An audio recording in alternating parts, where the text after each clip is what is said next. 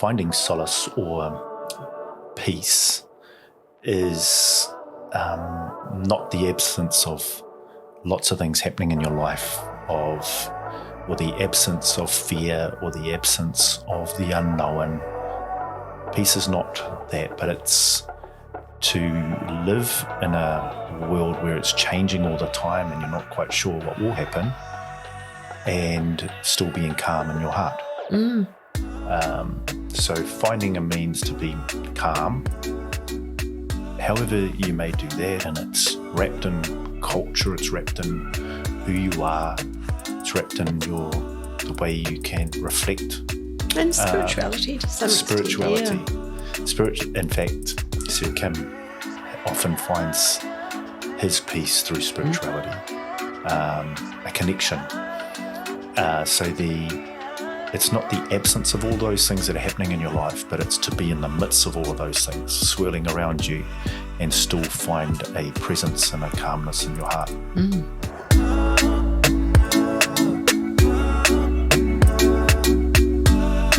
This podcast is proudly supported by the Ōtara Network Action Committee, ONAC, community-owned, community-driven and community-led. Kia ora, hoki mai anō ki We Are Ōtara, Ōtara's own voice, unedited, unfettered. It's straight from our hearts and onto your screen. Thank you so much for joining us. Wanted to give a bit of a shout out today for ONAC, the Ōtara Network, who are the supporters of this podcast and enable us to bring it to you every week. The We Are Ōtara podcast is community-owned, community-driven. It's ours the whole way. So please support it. We really appreciate all of you guys that come on it and be our guests. If you ever fancied being a guest, give Will a tingle. He'll be there. So today's guest is our very own Superintendent Scott Gemmell. Scott has been someone who's been an amazing supporter of the kaupapa of not just the We Are Ōtara podcast, but also the work that we're doing here to make Ōtara the great town we know it is and help us get there. I thought the day I sat down with Scott, we were going to talk about his new job and what he was doing and what his priorities might be in like a kind of flat, blah, blah sort of conversation. But actually, what came out of it, and I haven't seen what it looks like edited, but what came out was, who is Scott Gemmell? What's Scott Gemmell, the husband, Scott Gemmell, the dad, Scott Gemmell, the member of our community who was here for Aotearoa 100%. And I'm really honoured to have been part of that conversation. And big shout out to Scott. He's the guy that our cops can be, and we're so lucky. Kia ora mai. Kia ora no, Scott. How wonderful to have you back. Now you're in your new role. Yes. And, as we said when we met last time, it must have been at your Poroporoaki, I think. Love to have you back and hear about the new role. So thank you so much for being back at We Ōtara. Hoki mai anō. Tēnā koe, ōtira tēnā tātou katoa. Thank you. So where do we start? I think a really nice place to start would be just for you to give us a bit of a conversation about, your former Countries Manukau East role and then this transition into a regional role, which is really exciting for us. We feel like you're a boy from the hood that's made good. Thank you. That's nice. That's cool. That was actually one of the most melancholic moments was to leave, I think. I thoroughly enjoyed and still am connected here intrinsically and catching up with Rich just outside as well. It's really cool. When he heard you were coming, he wasn't going to miss out. Oh, that's very nice. So he's going to be great. I didn't want it to be a farewell when I was in East, just based up the road here, because although people move, the friendships and the relationships you build, they don't just stick to one location. Never want that to be. I've always found the word partnership a real sterile and concrete word that didn't really reflect what we should be about, really. We should build friendships. We should build relationships that endure regardless of where you happen to go. Right. And so that probably formed the foundation of the melancholy from leaving. There's excitement for the new role. It's based at Pikikiteo, which is just down the road here in Otahu. And I remember the time we opened it with Ngāti Whātua and Tainui Waka blessing the building, and it was such a cool event. And I've still got photos from that time. Wow.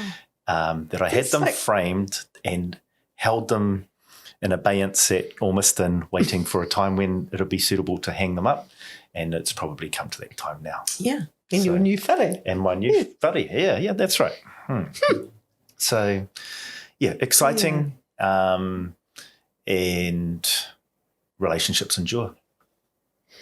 So can you tell us about Hood when I popped back, having gone downstairs to get my jacket? Because it's much more professional. I heard you just going over with Vinny, who we've got on in the producer's seat, the director's seat today.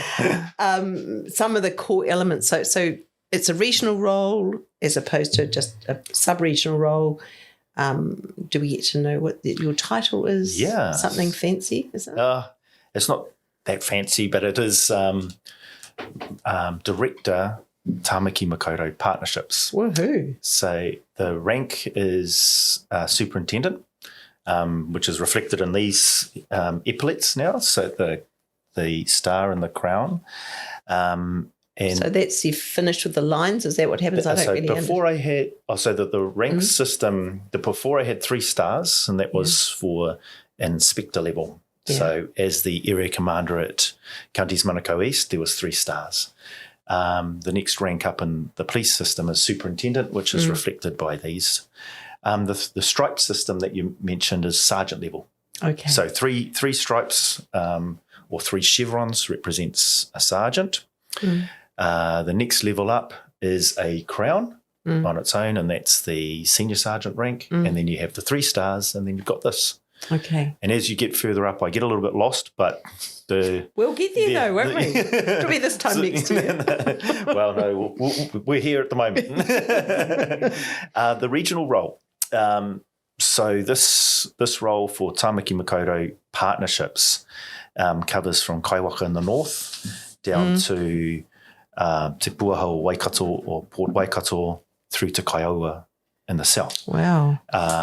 There's quite a large population in there, obviously, and large land area as well. So with our rank structure in Tāmaki, there's a person that sits at the top, and that's the Assistant Commissioner, Sam Hoyle. Yeah. Then there's 5 that sit at my level, that sit reporting to him. I'm one of those. Okay, that's very... So that Assistant Commissioner role is in Auckland? Yes, so he's Assistant Commissioner for Tāmaki Makaurau. Okay. Same area, same population grouping. And then he has 5 of us. So there's a district commander. You would have met Jill Rogers before. So she...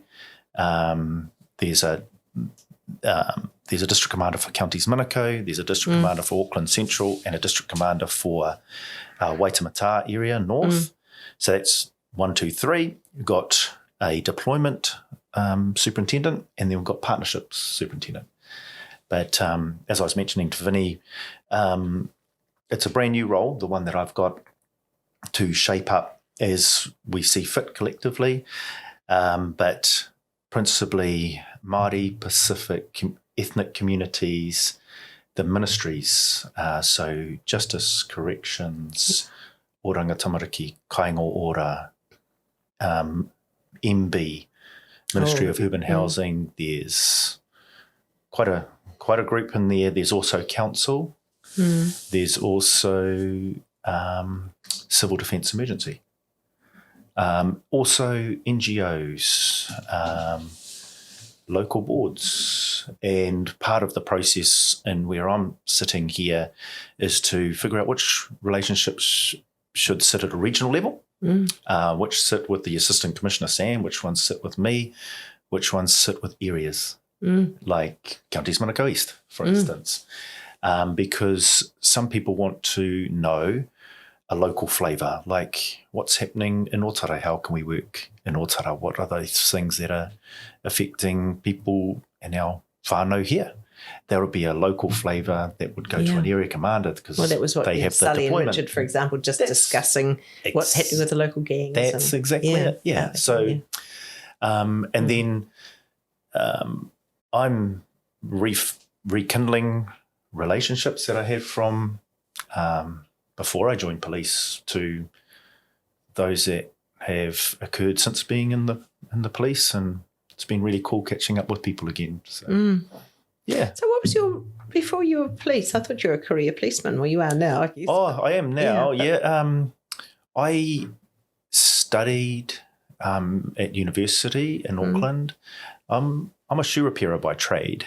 My family, in 2 years' time, in 2025, our little shop will be 100 years old.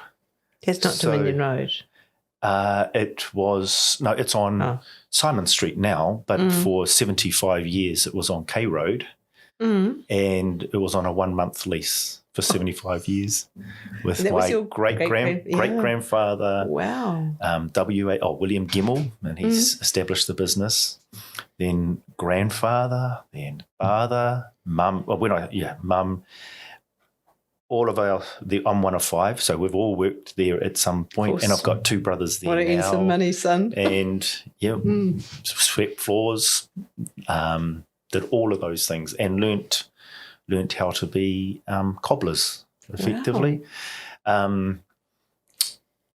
So it's is there a cobbling degree? No, it's definitely not a profession. It's a trade. So what did you study at university? I went to university and did law, actually. I studied law, and in between I would just walk backwards and forwards from Simon Street at that particular time, and until I completed my degree. It was at actually... U of A? Sorry? At U of A. University of Auckland. Yeah. Okay. Yes. Well, I caught my heels there for quite some time too. I was halfway through, and you may recall, in your second year you would do 40 hours of community work. I chose to do mine with Māngere Police Station. We grew up in Onehunga, and that was really the seed of me wanting to join police as a profession moving forward. But I wanted to finish my degree. I actually did a master's in Māori jurisprudence, and then I came back into police. And 20 years later, here I am. Yeah. It's probably not. It's not the subject of this conversation, but you know, my academic career at University of Auckland was my degrees in Māori studies and my arts degree, and then I did postgrad criminology in law school, and it's just quite fascinating, isn't it? Well, Kylie Quince, who's Dean of Law here in Manukau, was one of my lecturers when I went through. So, yeah. Well, so when you talk about the old relationships, you're just catching up with people. You are. Well, Bernard Brown, do you remember Bernard Brown? Yeah. Well, he would tell you I was his favourite people ever. That's what he told me the other night. We bought his house, which was pretty special to me. Yeah. So when he and Gaynor moved on, I said, well, it's too much for us, which is kind of where Tony is 20 years later. But he was a wonderful lecturer, and it was a long time before you were there, but it was in the days of Greg Newbold, who I do know the name Greg. He's an active criminologist, but he'd just done the big Huey at Perry when I met him. He was on work release at law school. Wow. It's really scary. He would tell people it was a self-report study. Nice. Anyway, they were great days. So wonderful days, really. In law school, you look around and there are so many people that are in different positions, but still upholding a lot of, wonderful kaupapa, really. Yeah, that's right. I totally agree. Yeah. So that's what's happening in my new role, actually. So, new role, reconnecting. Yep, definitely. Yeah. So after cobbling in university, what happened then? Or that was the Māngere Police Station had sort of drawn you into its arms? 40 hours there, and I thought, yes, that's definitely where I'd like to go. Wow. and I was involved in all sorts of things over that particular week. Road patrol with students at a primary school. I worked on a Christmas assault. It was just around the Christmas time that I did my 40 hours. So there was a Christmas party at a work that ended up in an assault. So I worked on corroborating evidence collection for that. Then I was involved in preparing a search warrant for drugs that were being sold from a house in Māngere at the time then too. And that drug search warrant was executed on the last day.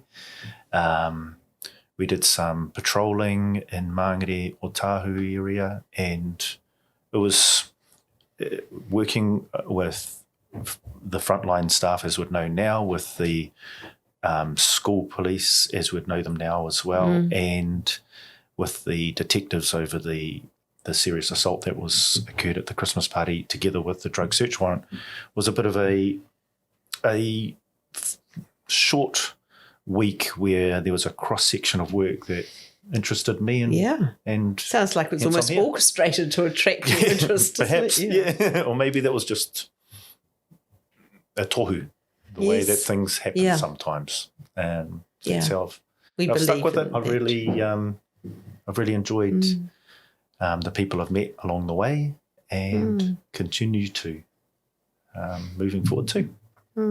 So moving from then, so we know that your sort of recent role before you came to this part of the world was with armed offenders. Are you still doing armed offenders? No. They let you give it away? Or?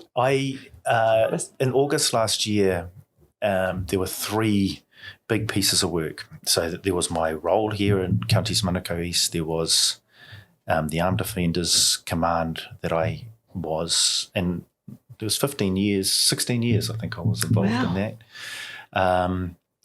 And I've been involved in what's a program of work called Understanding Policing Delivery, which is around fairness and equity of access for all. It's built into trust and confidence in police by our people, by our nation, by our community.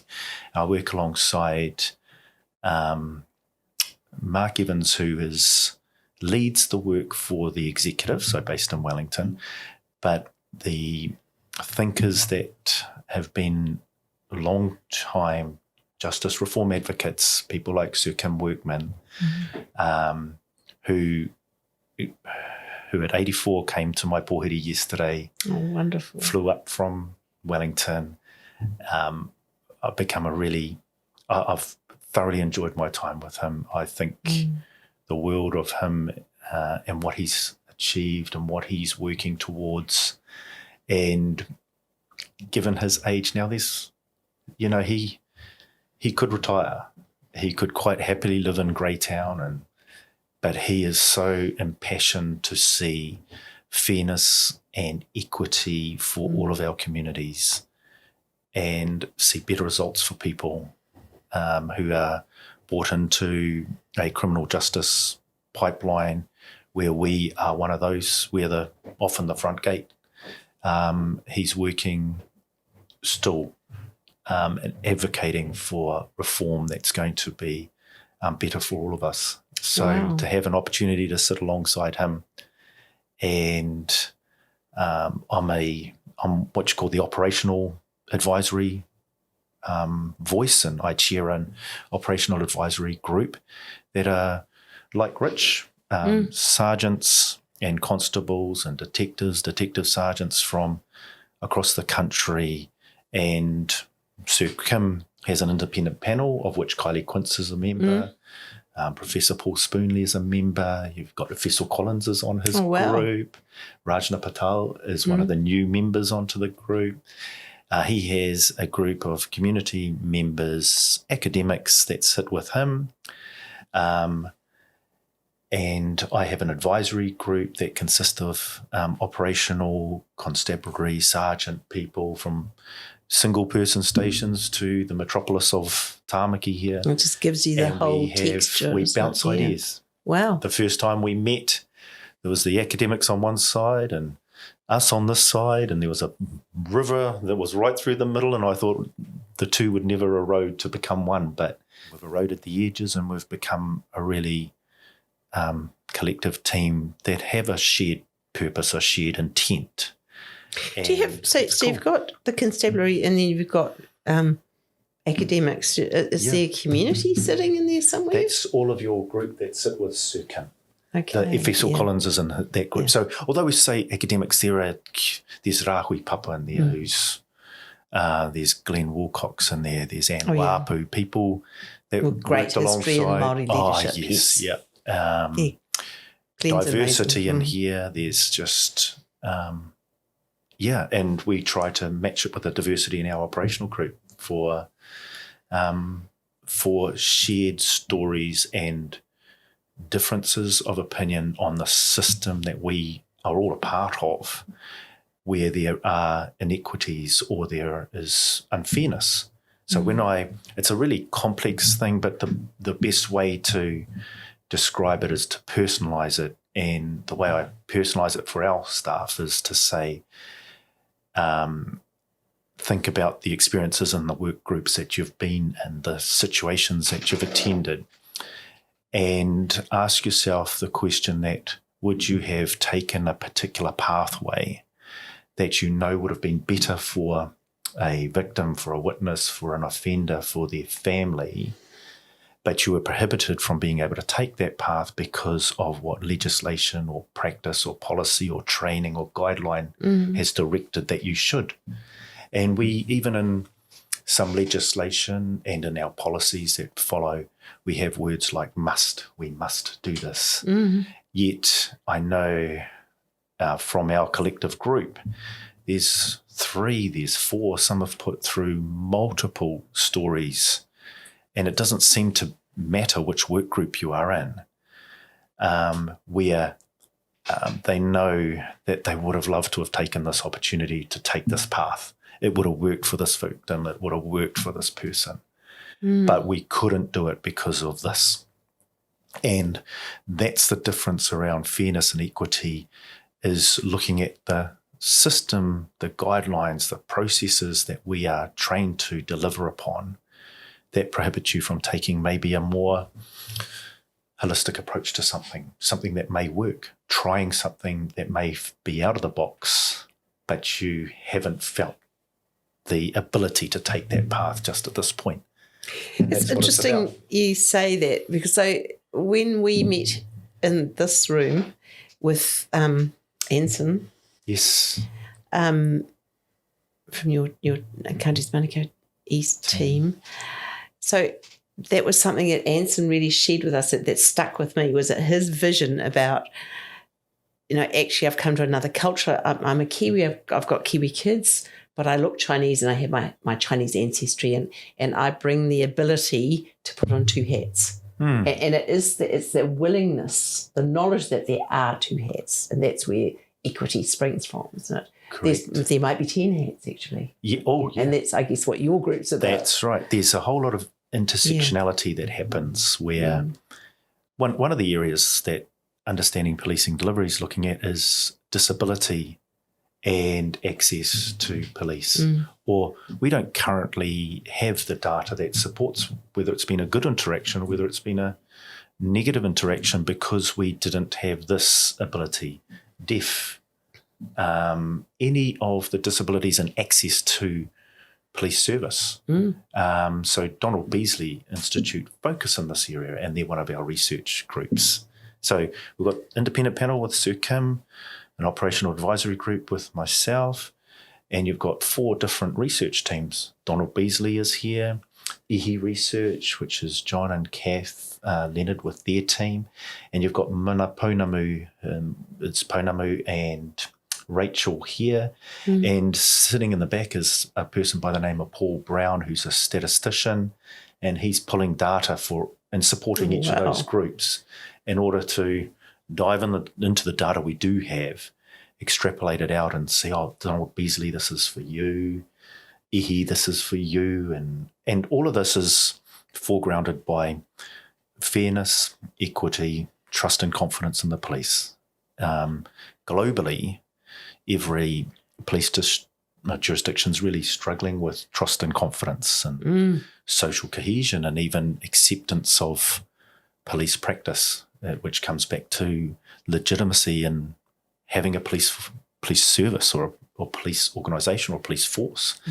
And when we look at overseas jurisdictions, there's like the Met, for instance, they just had Baroness Casey review into their trust and confidence and their culture, and there's a whole lot of recommendations that have come out of that. And when we look at what we're doing exactly the same thing. We're trying to build our trust and confidence. Many jurisdictions globally have come to a point where they don't even survey for trust and confidence because it's fallen. Yeah. And so the social fabric, it's so low that they're starting from a different starting point. We still do this. And I think despite everything that's happening and happens, we are, as NZ, New Zealand Police, we're very fortunate, I think, to enjoy a trust and confidence level that is where it's at. There's so many that are struggling with this. So to but build there's people on at the helm, and I think that's the point too, that know it must be different. And that's why we will find our way back. Yeah, absolutely. To full trust and confidence. Yeah. I feel a shift already in here at Ōtara. It's really feels quite desperate some days. But with people like you and I feel that new energy from your team that's coming in, and there's cool. It's exciting. It is exciting, awesome. and it's way different from back in 1981 when I had the opportunity to face off with a few of your former colleagues. But it is different. Cool. And good. That's really good. We have to step forward, and when the son of a cobbler comes forward and is our regional policing advisor on engagement and connection, and how lucky are we? So, and you brought that piece of work, gave you a running start, really, or a rolling start into your new role, I guess, too, didn't it? Yes. Yep. Yeah. So you've kept that role. Yes, I've. You'll still lead that. I still keep that, but it was the reason why I let AOS go. Yeah. And we've got 5 children, and I need to make sure that home and family is where as much of my time as I possibly can has to go there, of course. And then there's a time when I can give so much for work, but having 3 big portfolios meant that one had to go, and the one that could go at that time is AOS. Hence, that's what's happened. Yeah. Well, I guess so. After a long period of time, it is. Yeah. Not just that it should go, but it could go. It could go. Yeah, it can go. Yeah. So and that's emotionally, I imagine that kind of activity takes so much of your bandwidth. It does, and it's often at short notice. So it could be something. Hey, honey, I know it's 2:00, but sorry. You don't even go there. You just get up and out of bed and you move. There's no waking up and try and be quiet. Yeah, don't explain. Just go, and then you leave and send a text at an appropriate hour, about 6:00 in the morning, as opposed to 2:00. Yeah. And then, gosh, that must be really rough. So it is. On family, or when you've got children that you have at it might be an after school thing here, and you're their only means of transport and getting them home or getting them there. There's been occasions towards the time that I was needing to leave. I gave 6 months notice at the beginning of last year, where I was pulling children from their practices because I had to go. Yeah. And that had happened, fortunately, only a couple of times, but it did happen once when 2 of ours were swimming. And so at the end of the lane, I'd say, listen, I'm really sorry, but we've got to go. So you bundle them up into a towel and put them into a car, drop them off at auntie's down the road here, literally just down the road here, and then I'd carry on. So when I say there's a stack load I'm grateful for, it's auntie, it's nan, it's koro, it's mum, dad. Yeah. It's this family That's that we have lucky. to We're hold so you up, fortunate to have that we could just, sorry, I've got to go. And then some of those things could be pretty heavy, pretty draining. And when you come home, I learnt this as well. One of the most poignant moments of fatherhood, I suppose, was coming from one of those situations, coming home, and our youngest at the time came running up to me with eyes wide as saucers, with a piece of paper and a pen, saying that you need to sign this. And it was the most important thing in her life right then and there, that it also needed to be the most important thing in my life right then and there as well, regardless of what I just come from. And I signed it, and I read the pānui that had come from Kura, and it was for a school trip that was happening in a week and a half's time. So the timing, it wasn't, but in her world right then, it had to be signed right then and there as soon as Dad got home.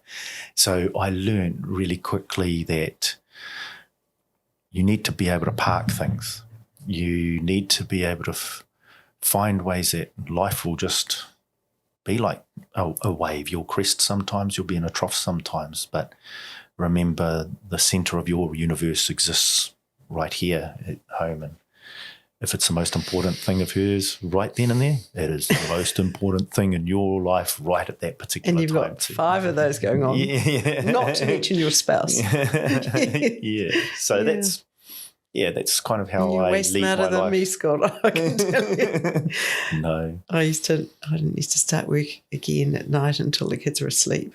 But now they're grown up, so it's easy. But it is easy to become especially when you love your job. It's so easy to become all involved in it. You can. And it's not, work will be there. I found another poor trap to get into is to worry about finishing all your emails at the end of the day. They're going to be there the next morning. In fact, there'll be another 20 before you wake up anyway. So don't worry about it too much. I do have a 24-hour policy. I'll get back in 24 hours. But that's that. Yeah.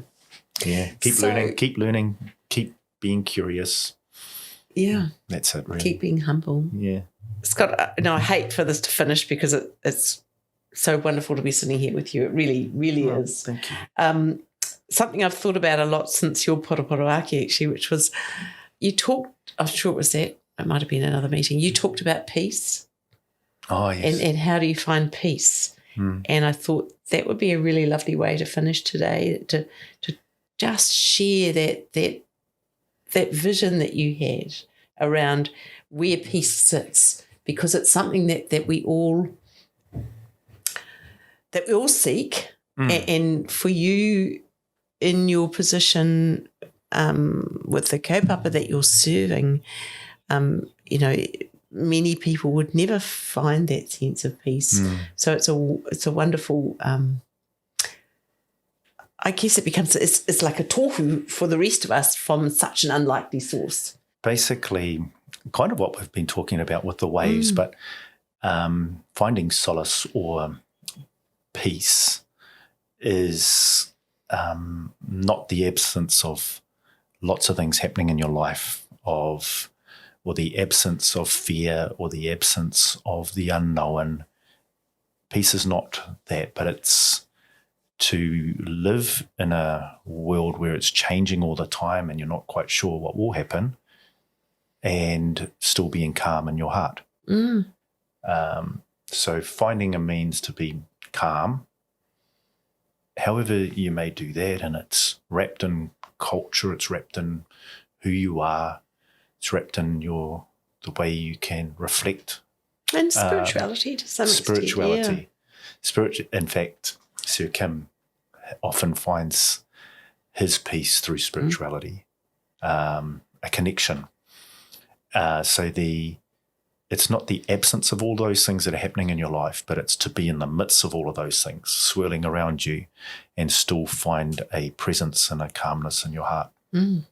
Which gives you that platform to step forward from. I think that's the point too, isn't it? Yes. That to be calm and in the stillness, find the next step or know where the next step is. Yes. Yeah. Notice the things around you. I think I mentioned last time I go for a run along the walkways here because it's closer to there was something wrong with that curtain. No, because it's close to the river and it's close to trees, and just notice the things that nature has. So if you can notice that, then I think you're okay. Yeah. Take appreciation for the natural beauty that surrounds you. But thank you for your time too. Thank you. It was an honour to be able to sit with you, and we hope that, even though we're small and local, that we will be able to come to you and receive guidance and from your team. Your team they're just great. They're so well focused and it's been really fun to have them with us. Awesome. Yeah, absolutely. And by all means, love to come back too. Well, thank you. Thank you. We're going to take you up on that. Ngā mihi Kia ora. ki a koe. Kia ora.